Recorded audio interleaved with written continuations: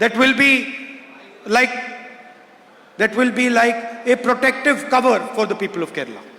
Protective cover. ഈ കേരളത്തിലെ ജനങ്ങൾക്ക് ഒരു സുരക്ഷാ വലയം എല്ലാ അർത്ഥത്തിലും ജീവിത രംഗത്ത് പണിതു കൊടുക്കേണ്ടതുണ്ട്. So we have 5 guarantees which we are proposing for the people of Kerala. So the first guarantee is a free bus travel for all women in KSRTC buses. ആദ്യത്തെ ഗ്യാരണ്ടി കേരളത്തിലെ KSRTC വാഹനങ്ങളിൽ സ്വതന്ത്രമായി സഞ്ചരിക്കാൻ ആവശ്യമായിട്ടുള്ള സൗകര്യം തീർത്തും സൗജന്യമായ നിരക്കിൽ സ്ത്രീകൾക്ക് ഏർപ്പെടുത്തി കൊടുക്കുക എന്നുള്ളതാണ്. 1,000 rupees a month financial assistance to college going girl students.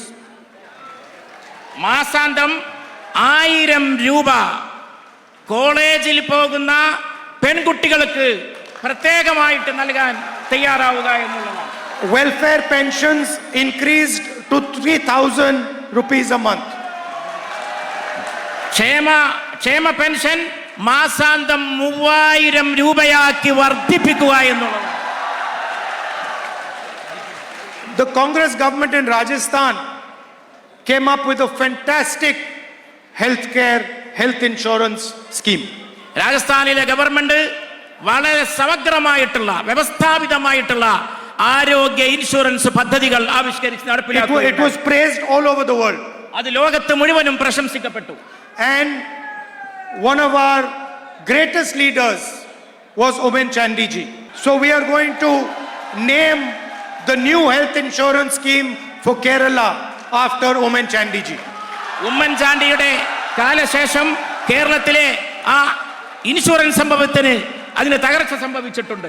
And that is going to provide 25 lakh rupees of insurance for every household.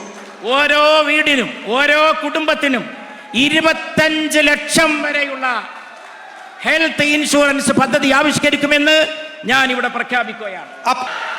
And a dedicated ministry for senior citizens welfare.